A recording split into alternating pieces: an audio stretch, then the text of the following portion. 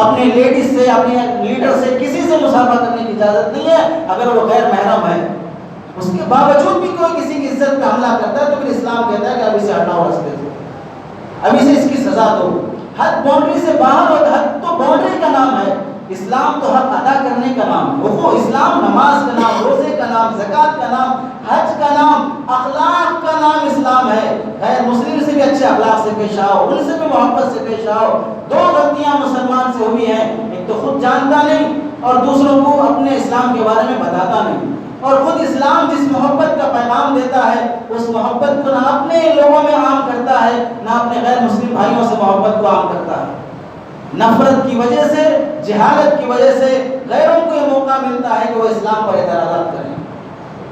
نمازیں اس لیے نہیں پڑھی جاتی ہیں کہ یہاں پر کسی مسلمان کو ٹریننگ دی جائے کہ وہ مسلمان مسجد سے باہر نکل کے فلاں کو قتل کرے، فلاں کو مارے۔ نماز میں پڑھی جانے والی آیتیں، یہ آیتیں تو پیچھے کھڑے ہونے والے سمجھتے بھی نہیں کیا پڑھ رہے ہیں۔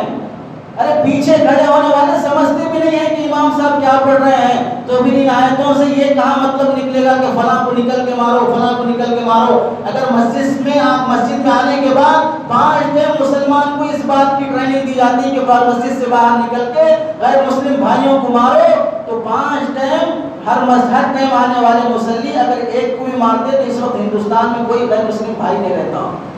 900 سال جن مسلمانوں نے حکومت کی ہے، اگر اس وقت سے مارنا شروع کرتے تو آج تو کوئی غیر مسلم بھائی ہندوستان میں نہیں رہتا۔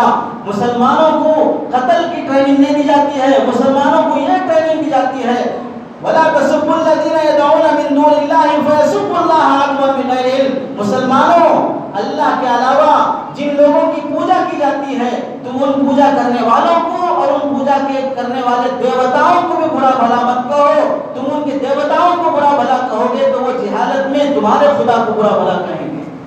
اس واسطے کسی پوجا پاٹ کرنے والے کو برا بھلا مت کہو۔ یہ سکھایا جاتا ہے قرآن میں یہ سکھایا جاتا ہے تو من قتل نفسا مؤمنا بغیر نفس فکأنما قتل الناس جميعا۔ اگر کوئی مسلمان کسی کو بھی بغیر کسی جرم کے قتل کرے گا، اس نے ایک کو قتل نہیں کیا، اس نے ساری انسانیت کا خون کیا ہے۔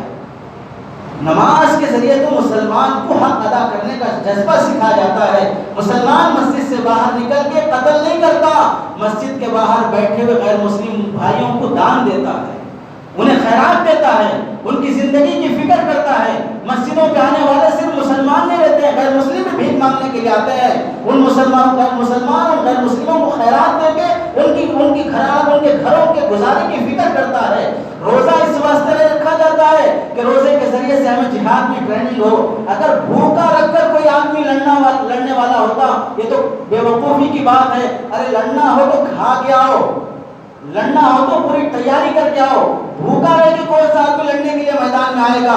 اور پھر جب روزہ رکھتا ہے مسلمان تو اس وقت مسلمان کو یہ سکھایا جاتا ہے روزے کی حالت میں لڑنا نہیں، جھگڑنا نہیں، گالی گلوچ نہیں کرنا، لفظ و بات نہیں کرنا، ورنہ روزے کا ثواب نہیں ملے گا۔ روزے میں لڑنے سے منع کیا جاتا ہے تو روزے کے ذریعے سے لڑنے کی ٹریننگ کہاں سے ہو جائے گی؟ روزے کے ذریعے سے تو آدمی کو تقویٰ سکھایا جاتا ہے، لڑنے سے بچایا جاتا ہے۔ ہاں روزے میں لڑنا سکھایا جاتا ہے اپنے نفس سے، اپنے نفس سے لڑو، اپنے آپ سے لڑو۔ کسی اور کوئی اور لڑنے کے لیے بھی آئے تو کہتے بھائی میں روزے سے ہوں، میں نہیں لڑوں گا۔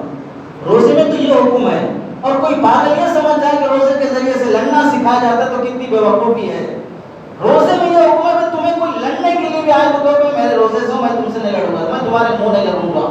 اور رمضان ختم ہونے کے بعد یہ تعلیم نہیں کہ اب پورا رمضان کا مہینہ تم ٹریننگ کر لیے، روزے رکھ کے اب نکل کے مارو۔ رمضان کے بعد عید کے دن مسلمان اپنے ہندو بھائی کو بھی گلے سے لگاتا ہے، ہندو بھائی کو بھی گلے سے لگاتا ہے۔ اپنے گھروں میں، اپنے دکانوں میں کام کرنے والے ہندوؤں کو بھی مسلمان خیرات دیتا ہے، صدقہ دیتا ہے۔ رمضان کی خوشیوں میں انہیں بھی شریک کرتا ہے۔ کیسی حماقت ہے کہ رمضان کے بعد مسلمانوں کو یہ ٹریننگ دی جائے، ورنہ اگر دیکھا جائے 1400 سال سے مسلمان نماز پڑھ رہا ہے، 1400 سال سے مسلمان روزہ رکھ رہا ہے، ہر نماز کے بعد قتل ہوتا، ہر رمضان کے بعد قتل ہوتا تو ہندوستان میں کتنے فتنے ہوتے، کتنے فسادات ہوتے، کتنے خون ہو جاتے، کتنی ایسی لوٹ مار کی شکلیں آ جاتی۔ ایک نمونہ دکھا دو، کسی نماز کے بعد مصلی نکلے ہوں اور اس گلی میں رہنے والے تمام ہندو بھائیوں کو قتل کرتے گئے ہوں۔ ہاں ہزاروں مثالیں ہم دکھا سکتے ہیں کہ مسلمان مسجد کے بعد مسجد سے نکلتے ہوئے، روزے کے بعد رمضان سے نکلتے ہوئے کئی ہندو بھائیوں کے گھرانوں فکر کیا ہے، ان کی شادیوں میں دان دیا ہے، ان کے کاموں میں ساتھ دیا اور مدد کیا ہے، یہ مثالیں موجود ہیں۔ اور نبی پاک صلی اللہ علیہ وسلم کے متعلق یہ بات کہ ان کا اللہ کے نبی صلی اللہ علیہ وسلم نعوذ باللہ ٹیررسٹ تھے یا قتل و خون غارت گری کا اس میں حکم دیا جاتا ہے، مارنے کا حکم دیا جاتا ہے۔ اسلام میں یہاں تک تعلیم ہے، اسلام میں یہاں تک تعلیم ہے کہ اگر کوئی مسلمان ہے، غیر مسلم بھی تمہارے پڑوس میں رہتا ہو، اس کے ساتھ بھی اچھے اخلاق سے پیش آؤ۔ اس کے ساتھ اگر کوئی مسلمان ہو، اس کا پڑوسی بھوکا سو رہا ہے اور وہ پڑوسی غیر مسلم ہے، وہ پڑوسی غیر مسلم ہے، اسلام کہتا ہے کہ تم پیٹ بھر کے کھا کے سو گئے، تمہارا غیر مسلم پڑوسی بھوکا ہے تو تم پر اللہ کی لعنت برسے گی۔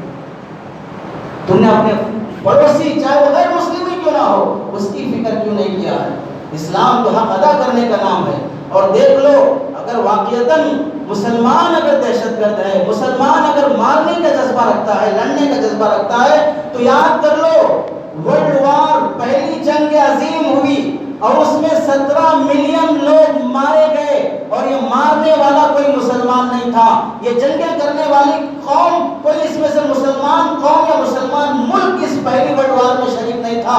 دوسری ورلڈ وار ہوئی جس میں 55 ملین لوگ مارے گئے، جس میں سے کوئی مسلمان مارنے والا نہیں تھا اور اس جنگ کو چھیڑنے والا کوئی مسلمان نہیں تھا۔ اشوکا 1 لاکھ مسلمانوں، 1 لاکھ انسانوں کا قاتل، یہ مسلمان نہیں تھا۔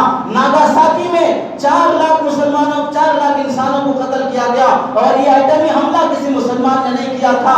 جارج بش نے عراق پر تجارتی حملے کے ذریعے سے اور وہاں سے تجارت کے معاملات کو بند کیا، 5 لاکھ عراق کے بچے مارے گئے، یہ جارج بش کوئی مسلمان نہیں تھا۔ اور واشنگٹن نے اس زمانے میں جو مسلمانوں کو 20 ملین انسانوں کو قتل کیا، اور یہ کوئی مسلمان نہیں تھا۔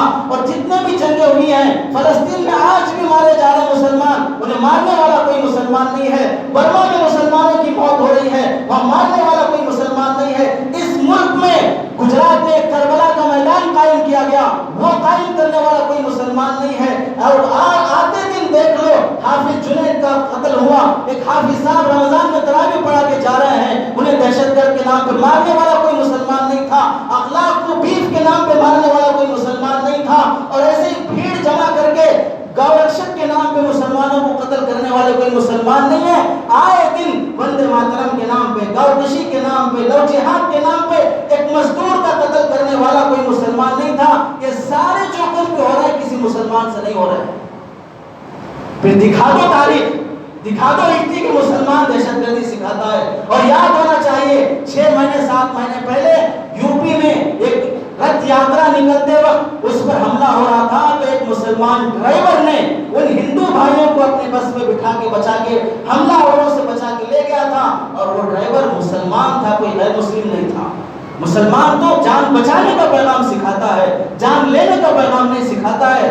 مسلمان یہ کہتا ہے، حضرت عمر کا واقعہ یاد کر لو، حضرت عمر کے زمانے میں ایک صحابی عیسائی آیا اور کہنے لگا آپ نے جس آدمی کو گورنر بنا کے بھیجا ہے، جس کو آپ نے گورنر بنا کے بھیجا ہے، ہماری گھوڑ ریسنگ ہو رہی تھی، آپ کے گورنر کا بیٹا بھی گھوڑا اپنا ریسنگ میں لگایا، میں بھی اپنا گھوڑا ریس میں لگایا، میرا گھوڑا ہتایا ہوا تھا، وہ بھاگ نکلا اور وہ فرسٹ آ گیا۔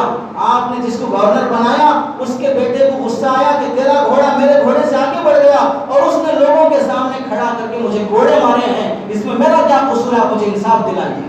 حضرت عمر کے پاس انصاف مانگنے کے لیے یہ عیسائی آ رہا ہے اور کہہ رہا ہے کہ آپ کے گورنر کے بیٹے نے مجھے گھوڑا مارا، مجھے انصاف دلائیے۔ حضرت عمر خط لکھتے ہیں اپنے گورنر کو اور کہتے ہیں کہ جب تجھے میرا یہ خط ملے، ملتے ہی اپنے گھر نہیں جانا، اپنے دارالسلطنت نہیں جانا، فوراً یہ خط ملتے ہی جس حالت میں ہو اپنے بیٹے کو پکڑ کے میرے سامنے لاؤ۔ اور وہ اپنے بیٹے کو پکڑ کے حضرت عمر کے سامنے لاتے ہیں اور پوچھتے ہیں کیا یہ معاملہ صحیح ہے کہ تمہارے بیٹے نے اسے گھوڑا مارا ہے؟ تو کہا ہاں گھوڑا مارا ہے۔ تو اب حضرت کہنے لگے تمہیں پتا نہیں تھا؟ کہ مجھے علم نہیں تھا کہ ان دونوں میں جھگڑا کیسے ہوا ہے، مجھے پتا ہی نہیں تھا کہ میرے بیٹے نے اور اس نے کیسے کب جھگڑا کر لیا، کب کس پہ ظلم ہوا۔ حضرت عمر نے کہا گھوڑا لاؤ۔ تو جب وہ گورنر اپنا گھوڑا نکال کے دینے لگے تو حضرت عمر نے فرمایا کہ سنو یہ مدینہ ہے، یہاں عمر کا گھوڑا چلے گا، تمہارا گھوڑا نہیں چلے گا۔ اور اپنا گھوڑا منگوا کر گورنر کے بیٹے کو تمام لوگوں کے سامنے گھوڑے لگوایا اور اس سے کہا کہ لو یہ گھوڑا، اور جتنے گھوڑے تمہیں اس نے مارا وہ اتنے گھوڑے اس سے مارو اور اس سے اپنا بدلہ لو۔ جب وہ گھوڑے مار کر سزا دلوا دی اس کے بعد وہ عیسائی کہتا ہے کہ عمر امیر المؤمنین آپ نے مجھے انصاف دے دیا ہے، اب مجھے ایمان بھی دے دیں، پر کلمہ پڑھ کے مسلمان ہوتا ہے۔ اسلام تو یہ انصاف سکھاتا ہے کہ غیر مسلم پر ناجائز کوڑے بھی نہیں برسیں گے تو ان کی جانیں کہاں سے لی جائیں گی، ان کی عزتیں کہاں سے لوٹی جائیں گی۔ تاریخ کا کوئی ایک واقعہ دکھا دو جنگ کے میدان میں، عین میدان جہاد میں نبی کا پیغام یہ ہے، عورتوں پہ ہاتھ مت اٹھاؤ، بچوں پہ ہاتھ مت اٹھاؤ، بوڑھوں پہ ہاتھ مت اٹھاؤ، یہ لوگ کمزور ہوتے ہیں، یہ لڑنے کے لائق نہیں ہوتے ہیں۔ کمزور لوگوں پہ ہاتھ اٹھانے کا عین تلوار اٹھ گئی، اگر غلطی سے کوئی عورت سامنے آ گئی تو حکم ہے کہ اب تلوار چھپا لو، تم کتنے بھی بہادر ہو، عورت پہ ہاتھ نہیں اٹھایا جائے گا۔ جب یہ تعلیم عین جنگ کے موقع پر ہے تو پھر کوئی مسلمان جنگ جیتنے کے بعد کسی غیر مسلم کا بلاత్కాر کیسے کر سکتا ہے؟ اور بتا دو دلی میں 6 درندوں نے جس لڑکی کا، جس کالج کی لڑکی کا ریپ کیا تھا، ان میں کوئی مسلمان تھا؟ کیا تاریخ سے ناواقفیت ہے، کیا حالات سے ناواقفیت ہے، کیسا جھوٹ بتا جا رہا ہے اور کیسا زہر اگلا جا رہا ہے، اور ایسا بولنے والوں پہ کوئی کیس بھی نہیں ہوتا، کوئی پکڑتا بھی نہیں ہے، کوئی پوچھتا بھی نہیں ہے، اور سننے والے سن کے اس اپنا دماغ میں خراب کر لیتے ہیں کہ اسلام میں کیا ہے، اسلام میں کیا ہے۔ مسلمانوں سب سے پہلے ہم علم حاصل کریں، اپنی جہالت کو دور کریں، اور دوسرے ہمارے برادران وطن کو بھی علم سکھائیں، اور دوسری ذمہ داری خود اپنے اندر محبت قائم کریں، اور محبت سے نفرت کی جنگ نفرت سے نہیں لڑی جاتی، نفرت کی جنگ محبت سے لڑی جاتی ہے۔ جہالت کی جنگ جہالت سے نہیں لڑی جاتی، علم سے لڑی جاتی ہے۔ جہالت کو دور کرنے کے لیے علم سیکھو، نفرت کو ختم کرنے کے لیے محبت کا پیغام عام کرو۔ اللہ سے دعا ہے کہ سنی باتوں پر عمل کی توفیق نصیب فرمائے۔ وآخر دعوانا الحمدللہ۔